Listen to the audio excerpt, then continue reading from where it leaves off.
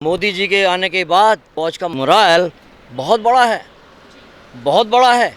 Main मुद्दे पे आता हूँ, चाइना जो इस समय सबसे बड़ा हुआ है। पता चला कि मुझे तो नहीं पता था पहले ये कि ये ट्रीटी क्या होती है, कि इसमें कोई भी हथियार यूज़ नहीं करेगा।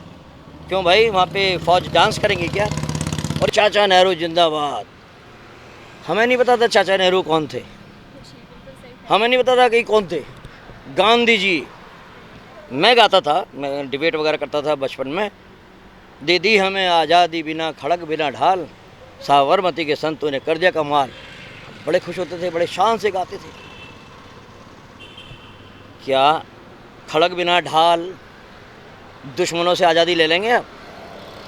कितने हमारी इस जनता को जो लड़े उनको बेवकूफ़ बनाया गया। हमारे साथ है रिटायर्ड कमांडर विनोद कुमार शर्मा और हम उनसे बात करेंगे जो तनाव की स्थिति लद्दाख में बनी हुई है। चीनी सैनिक और भारतीय सैनिक एक दूसरे के आमने सामने खड़े हुए हैं और इस पर सियासत भी हमारे देश में खूब हो रही है। राहुल गांधी और इस पर तमाम तरीके के सवाल उठा रहे हैं। वहीं पर अगर बात करें विपक्ष की ही नेता हैं मायावती, वो बीजेपी के साथ हैं इस वक्त और वो ये कह रही हैं कि प्रधानमंत्री नरेंद्र मोदी के साथ और सेना के साथ हैं, क्योंकि कोई भी अगर इस वक्त भारत की स्थिति किसी भी देश के साथ अच्छी नहीं है तो उस वक्त हमें देश के साथ खड़े रहने की ज़रूरत है।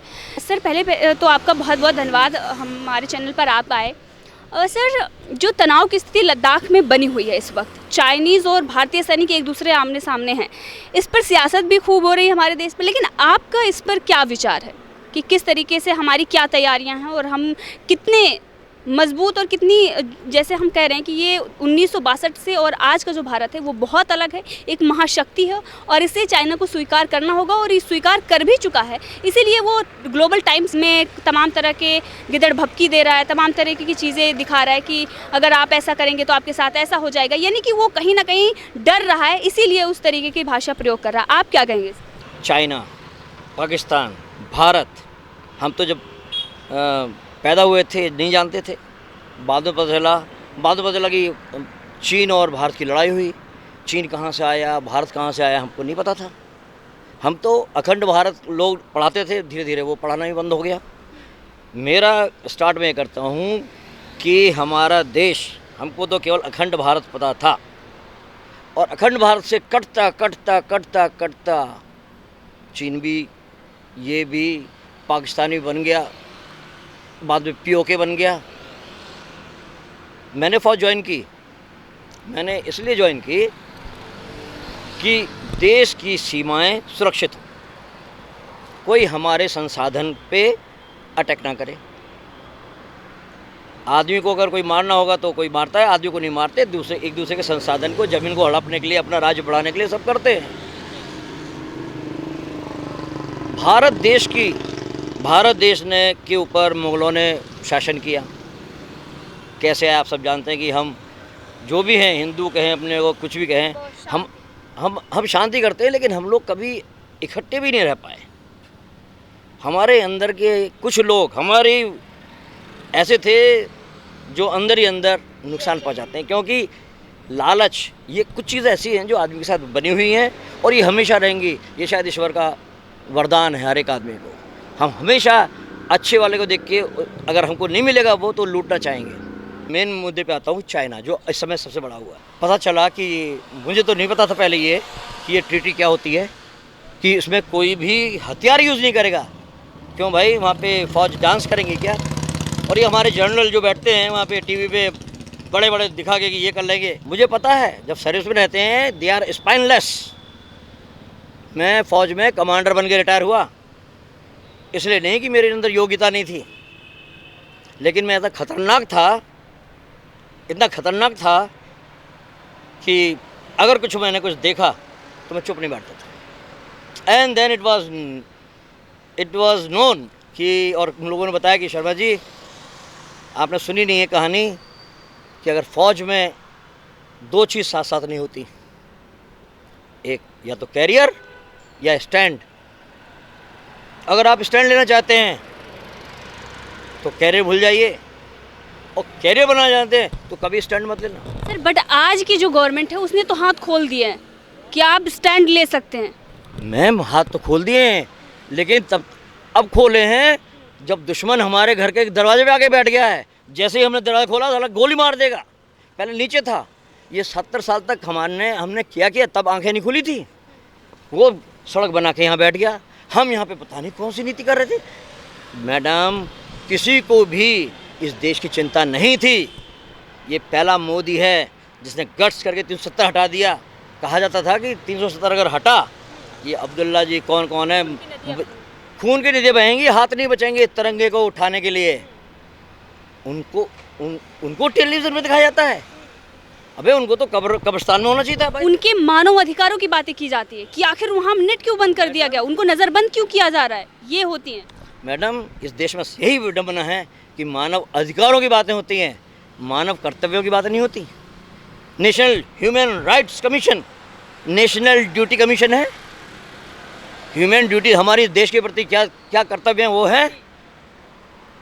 हम देश को, देखिए मैडम, जापान को तहस नहस कर दिया था, लेकिन पता नहीं भगवान उनके खून में क्या था, सब मिल गया, ये देश मेरा है। अगर कहीं कोई चीज़, ट्रेन के अंदर अगर कोई सीट फटी होती थी तो उसको भी एक औरत बैठे सिलती थी। लोग कहते थे कि ये सब क्यों सिल ली, तो सरकारी है क्या? नहीं, ये मेरे देश की है। मैडम, वो चीज़ हमारे यहाँ नहीं है। हम लूट लेंगे, हमको तो वो चाहिए, पर्सनल बेनिफिट चाहिए। और हमारे नेता भी ऐसे होते हैं। एक अटल बिहारी वाजपेयी आए थे, एक वो आए थे, जब मैं छोटा सा था तो उनके भाषण सुनने के लिए कक्षा 3 या 4 से लाइन लगा देते थे हम लोग कि अटल बिहारी वाजपेयी आ रहे हैं। उनको 5 साल, वो भी पूरे उसमें नहीं थे, बहुमत में, और अगले 5 साल में इसी देश की जनता ने उनको निकाल दिया। जिस जनता की बात कर रहे हैं, कभी कभी मुझे बहुत दुख होता है। लोग कहते हैं चलो यार विदेश सेट हो जाते हैं, विदेश चले जाते हैं। लगाव नहीं है। वो चंद लोग हैं जो इस देश के लिए मरते हैं, अपना खून देते हैं और तिरंगे में लिपट के आते हैं। सर, बट अभी की जो जनता है उसने तो आंखें खोली हुई है। राहुल गांधी, सोनिया गांधी तमाम तरह के प्रोपेगेंडे चलाते हैं, लेकिन उनका उजागर हो जाता है, और 2014 में ही इसी जनता ने उन्हें बाहर फेंका। आप सही कह रही हो, वही 303 ने फेंका है, और वो 3 को फेंक के चुपचाप ना बैठे। 303 से 370 बनना चाहिए, 400 बनना चाहिए। अभी आने वाला ना 4 से 4। मोदी साहब तो बहुत कुछ करने वाले थे, ईश्वर नहीं चाहता होगा शायद, कोरोना भेज दिया। आज वो बेचारे चीन से परेशान हैं, कोरोना से परेशान हैं, पाकिस्तान से परेशान है। 370 तक को लोग हमारे देश के अंदर अप्रूव नहीं कर रहे और पहुंच जाते हैं सुप्रीम कोर्ट में। और मुझे बड़ा दुख लगता है, कभी कभी बहुत दुख लगता है, आंखों में आंसू भी आते हैं कि हमारी ये संस्थाएं मतलब क्या किसी से डरती हैं? किसी से डरती हैं? सुप्रीम कोर्ट तो भैया उसको तो भगवान समझ जाता है, रात को खोल दिया। कोई तुक है? मेरा कोई केस होगा, मुझे जाने दिया जाएगा सुप्रीम कोर्ट में? नहीं मैडम, बाहर ही कहीं धक्का मार के मर जाऊंगा। तो ये जो देश के अंदर चल रहा है ना, ये कि मेरी शक्ति, मैं बड़ा हूँ, मैं बंगले में रहूँगा। और जहाँ तक आपने बात की थी आज कि राहुल को ऐसा किया, वो किया, मैडम इसमें भी सब होता है। छोड़ के मोदी और उनके साथ में जो नेता, क्योंकि मोदी किसी ऐसे वैसे गद्दार को नहीं रखेगा कि जो इधर ही भागे। और एक बार जरूर कहूँगा मैं, क्योंकि आपने मोदी जी बात की, कि ये जो पॉलिटिकल पार्टी है ना, जो बीजेपी भी जो और ये जो कांग्रेस हैं, ये इतने बदमाश हैं, इनके जो नेता हैं।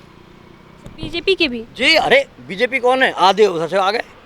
जब वहाँ पे गदर करते रहे, देखा कि अरे बीजेपी आ गया, तो पहले तो ये सोचा होगा कि चलो अच्छा यहाँ कुछ मिलेगा, अब यहाँ पे नहीं मिल रहा तो यहाँ से फिर भाग जाएंगे। और कोई दिल्ली में कुछ है, कितना गंदा बोलते हैं मोदी के लिए, पहले बीजेपी का थे। इनको रहना है। मैं तो कहता हूँ 5 साल के बाद इन सबको ऐसा भगा देना चाहिए, और जनता के अंदर वो ये अवेयरनेस होनी चाहिए कि 5 साल ज़्यादा किसी को नहीं बैठाना। और देखो जब ये जा रहे थे, इनके पास कितने पैसे थे, कितनी गाड़ी थी, साइकिल से, चलो मोटरसाइकिल हो गई मानते हैं, लेकिन साइकिल से अपना हवाई जहाज, चौकसी, विजय माल्या, ये किसने पैदा किए? ये किसने पैदा किए? मैडम ये बहुत कॉम्प्लिकेटेड चीज़ है। फौजियों का देखिए, आप तो लड़ने जाएंगे नहीं, ये टीवी में जितने बैठ के जो चू करते हैं, ये तो जाएंगे नहीं वहाँ लड़ने। फौज में जाता कौन है? गरीब का। मैं भी एक गरीब। सर, हम भी सच दिखाकर यहाँ से लड़ेंगे। सही कह रही हैं आपने। मैं ये बता रहा हूँ कि फौज में जाते हैं गरीब के। इनको भेजो ना, इनके जो पॉलिटिशियन जो बड़े इनको भेजिए, इनके बच्चों को भेजिए, चलिए। मैडम देश प्रेम तब होता है जब देश की प्रेम की शिक्षा दी जाती है हर एक आदमी को बच्चे के लेवल पे, ये नहीं हमको सिखाया जाता ये देश प्रेम क्या होता है। अरे यहाँ तो झगड़ा होता है कि भगवत गीता पढ़ाई जाए कि कुरान पढ़ाया जाए कि बाइबल पढ़ाई जाए। अरे सबको पढ़ाओ। हमारे देश में तुम भगवत गीता को चैलेंज करोगे, ऋषि मुनि के देश में, दधीची के देश में, भागीरथी के देश में। अरे ये तो आज हम इतने नीचे पहुंच गए कि हमारी संस्कृति को इस तरह से तहस नहस कर दिया पर्सनल गोल के लिए। मैं तो चाहता हूँ मोदी जी ऐसा ढूंढें किसी लोगों को जो आके इस देश को संभालें, देश की सभ्यता को और देश की संस्कृति को बचा के रखें, तब होता है। मैंने टी शर्ट बनवाई थी, उसमें लिखा था नो टू चाइनीज़ गुड्स। लिखना बड़ा अच्छा है, बताना बड़ा अच्छा है। जब मैंने पहले ही आपको बोला कि कितने लोग इसमें करें। मैडम फ़ौजी हैं, जाएंगे। फ़ौजी कभी मशीन के ऊपर निर्भर नहीं रहता, अंदर का जोश है जो कहता है मैं इसके लिए हो जाऊंगा। और आपने सुना भी होगा 62 में भी 300 चाइना को मार के एक आदमी ने देश के ऊपर निछावर हुए। लेकिन आज थैंक गॉड मोदी जी के आने के बाद फौज का मोराल बहुत बड़ा है और वो जाएंगे। लेकिन हमारे देश में जो टीवी पे जो गद्दारों को दिखाते हैं, जो कि हमारी फ़ौज को गाली देते हैं, जो हमारे चीफ को गाली देते हैं, सड़क का गुंडा कहते हैं, यही मेरी आपसे विनती है। धन्यवाद। मुग़ल आए, उनसे काफ़ी लोग लड़े। आपको पता होगा कैसे कैसे अपने ही लोगों ने उनकी वो चुगली करके उनको मरवाया, बड़े हमारे। फिर अंग्रेज़ आए। जब अंग्रेज़ आए तो भी यहाँ पे एक फैमिली मिल गई जिसने भोली भाली जनता को समझाया कि वो देश के बहुत बड़े हितकारी हैं।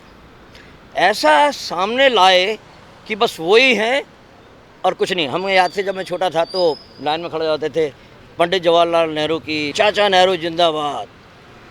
हमें नहीं पता था चाचा नेहरू कौन थे, हमें नहीं पता था कि कौन थे। गांधी जी, मैं गाता था, मैं डिबेट वगैरह करता था बचपन में। दे दी हमें आज़ादी बिना खड़क बिना ढाल, साबरमती के संतों ने कर दिया कमाल। बड़े खुश होते थे, बड़े शान से गाते थे। क्या खड़क बिना ढाल दुश्मनों से आज़ादी ले लेंगे अब? कितने हमारी इस जनता को जो लड़े उनको बेवकूफ़ बनाया गया। और देखिए अब यहाँ से शुरू होती है भारत की विडंबना। अब शासन कौन करेगा? शासन करना चाहते हैं, सेवक नहीं, शासन कौन करेगा? झगड़ा चालू। नेहरू जी और उधर देखो जिन्ना, कहते हैं शायद दोनों भाई हैं, मुझे पता नहीं, मैं इसमें पढ़ना नहीं चाहता। क्योंकि इस फैमिली में जितना घुसो अंदर तो कभी नेहरू समझ में नहीं आता, नेहरू में फिर गांधी समझ में नहीं आता। ये गांधी कैसे लग गया, क्या लग गया? मैं इसके ऊपर कोई बात नहीं करूँगा, ना मुझे करना चाहिए एक फ़ौजी के नाते। इन्होंने देश का धर्म के नाम पे बंटवारा कर दिया। इसका बीज बोया गया 1947 में। और ये एक ऐसा कैंसर है, कहने वाली बात है कि हम सब हिंदू, यस हिंदू कहता है मेरे तो भैया आम खुड़े हुए, वसुधैव कुटुंबकम, कोई भी आइए मैं उसको अपने बाहों में लूँगा। लेकिन हर एक ऐसे नहीं है। उनके अंदर से कट्टरता भर जाती है कि वो किसी भी हद तक चले जाते हैं। जो वर्ल्ड टावर्स गिराए थे अमेरिका में, आप सोचिए कि 2 प्लेन को लेके उसको इतना जुनून था। क्या चाहता था वो, क्या चाहता था? अमेरिका की कोई बाउंड्री लेना चाहता था? क्या था उसके अंदर? था जुनून कैसे हो गया कि उसने भरे हुए लोगों को जो चिल्ला रहे होंगे, बच्चों को लेके सीधा खुद मरा। आपको मैं कह दूं किसी को भी जो मुझे देख रहे हैं कि भैया चलो मरने के लिए चलते हैं, कोई नहीं जाएगा। मरने के लिए कोई नहीं जाता। जीवन भगवान ने दिया, सब जीना चाहते हैं। बंटवारा हुआ भारत पाकिस्तान, ये भी 47, हम पैदा ही नहीं हुए थे। सब पुरानी बातें हैं जो आपने हमको पढ़ाई, बाद में हम पढ़ते रहे। मैं जब फौज ज्वाइन किया तो मैं ये फालतू की बकवास के लिए नहीं, बस मेरा एक काम था कि मैं इस जहाज़ का चीफ इंजीनियर हूँ और ये मेरा जहाज़ दुश्मन के जहाज़ के अंदर घुस जाएगा। मैं बात कर रहा था पीओके आपने दे दिया। आपने क्या किया? आज हम 70 साल से एक धारा में बह रहे थे। ये देश हमारा बड़ा ही कॉम्प्लिकेटेड है। मोदी जी, एक मैं उनके लिए क्या बोलूँ, मैं तो इतना जानता नहीं था उन्होंने, लेकिन उनको ये था गोधरा के बाद जिस तरह से उनको वो किया गया, मतलब पीड़ित किया गया, ऐसी ऐसी बातें निकली, तब मैंने पहली बार पढ़ा कोई मोदी मोदी होते हैं। और इसके बाद जब वो दोबारा जीते तो मुझे लगा कि ये लगता है कोई चाल है, ये तो या तो मीडिया। देखिए हमको कैसे घर में कोई चीज़ कैसे पता चलती है, टीवी खोलते हैं, वरना तो अगर टीवी ना खोलो और अखबार ना मंगाओ कुछ होता ही नहीं है दुनिया में। लगता है कि वाह सब चीज़ सही चल रही है, जितनी आंखें दिखती है उतना ही होता है। टीवी खोलते हैं तभी से पता चलता है। जब ये पीएम बने और जब इन्होंने बोला, ये महापुरुष क्या बोलूँ इनको, मैं इनका कोई भक्त नहीं हूँ, मैं फौजी हूँ, देशभक्त हूँ, क्योंकि ये देशभक्त हैं। इनके मुंह से जो निकलता है ईमानदारी है, सच्चाई है, देश के प्रति वफादारी है। आज 6 साल हो गए, घर में माँ वैसी बैठी रहती है। कौन सा प्राइम मिनिस्टर होगा जिसके बाद दौलत ना उसका, वो घर है बेचारी का, किनारे पे एक कुर्सी पड़ी हुई है, एक छोटी सी फोटो लगी हुई है, जो कर्टेन रॉड है वो भी ठीक से नहीं लगी हुई है। प्राइम मिनिस्टर ऑफ इंडिया जिसके सामने ट्रंप हाथ जोड़ते हैं, जिसके पास सब आज देश विदेश के बड़े बड़े नेता हाथ जोड़ते हैं, उसकी है। ये उसका कम घर नहीं है, ये उसका घर स्वर्ग से बड़ा है। पहली बार भारत ने एक चेंज देखा। और मैं कहूँगा कुछ भी कहिए आप, मेरी जनता, भारतीय जनता जो सच्ची जनता है, ये है भारत। जो टीवी बैठ के जो लोग डिबेट करते हैं ना, उसमें लोग जो भारत को गाली देते हैं, जो फौज को गाली देते हैं, इनको शर्म नहीं आती, हिम्मत कैसे होनी चाहिए कि नेशनल टेलीविज़न पर भारत के लिए कोई उल्टा बोल दे। अरे मेरे लिए बोल दो, मोदी को गाली दे दो, किसी को गाली दे दो, खूब दो, आपका अधिकार है। भारत देश, वंदे मातरम, झंडा, हम वंदे मातरम नहीं बोलेंगे? सुन कैसे लिया? उसको इस पृथ्वी पर, इस भारत भूमि पर रहने का अधिकार किसने दिया?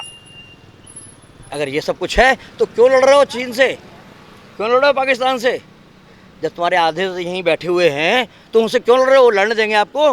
मैम ये जो मैं बोल रहा हूँ क्योंकि मेरे अंदर का हिंदुत्व बोल रहा है, मेरे अंदर की सहिष्णुता बोल रही है। मेरे लिए सब बराबर हैं। मैं तो ईश्वर को अलग ही मानता हूँ। कैसे मैं अपने को संकुचित कर लूँ ये सब जानते हैं, लेकिन शायद स्वार्थ के लिए या किसी पर्सनल उसके लिए ये सब धर्म करके ना कर दिया है। भारत में एक ही धर्म है, सनातन धर्म। सनातन धर्म का मतलब ये है हर धर्म जो भी जो चाहे उसकी इज्जत करो। Sir thank you so much.